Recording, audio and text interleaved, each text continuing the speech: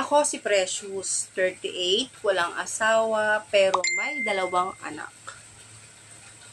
Ang isang anak ko ay grade 5, habang ang isa naman ay grade 3.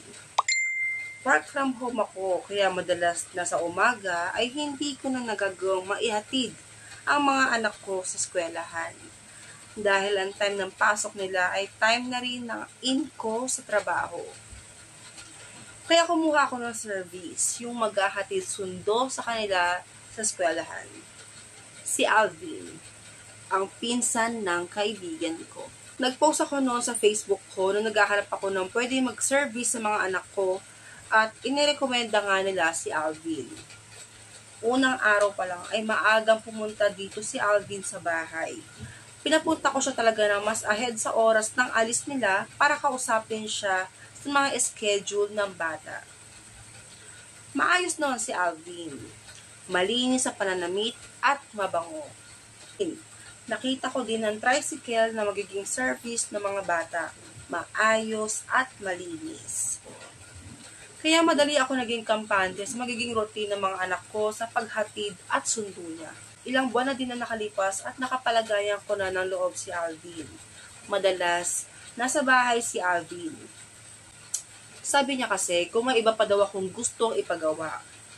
Pwede daw siya kasi para din sa extra na kikitain. Tal, marunong naman daw siya magkumpuni ng mga sirang gamit o ibang sira sa bahay. Isang umaga nagising na lang akong baha sa kusina namin. Naputol ang gripo sa lababo ko. Bumagsak kasi yung lagayan ng mga tasa at baso, malamang tumama sa gripo kaya naputol. Agad-agad kong kinontak si Alvin. Mabuti na lang at online na siya ng mga oras na yon at gising na rin. Wala pang 15 minuto ay dumating na si Alvin. Naka-boxer lang ito at sando na manipis na kulay puti. Halatang galing lang sa pagkakagising. O naman ay nakamanipis na bestida na may mga butas-butas, ewan ko ba. Madami naman akong matinong damit pero yung butas talaga yung mga damit na ginagamit ko pantulog. Iba kasi yung komportable eh. Okay, balik tayo doon. Nung nakita ni Alvin ang nangyari, dali-dali siyang kumuha ng gamit sa tricycle niya. Habang ginagawa ni Alvin ang sirang gripo ay hindi ko maiwasan pagmasdan si Alvin. Ang kisig kasi ng likod niya at ang ganda ng tindig. Lalaking lalaki.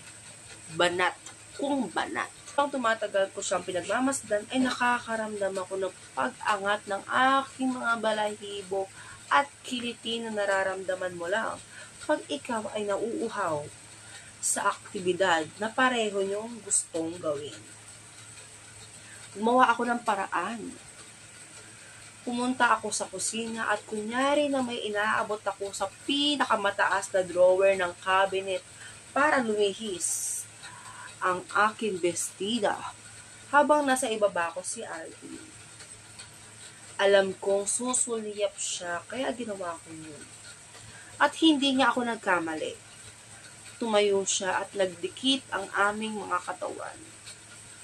Tinulungan niya ako iabot ang kunwari na kinukuha ko pero ramdam ko sa aking likuran ang matigas nitong sandata. At hindi na ako nagpatumpik-tumpik pa. Naganap ang mapusok na aktibidad sa aking kusina. Ang kusinang bumaha ay parang mas bumaha at nabasa sa mga naging ganap sa amin ni Alvin.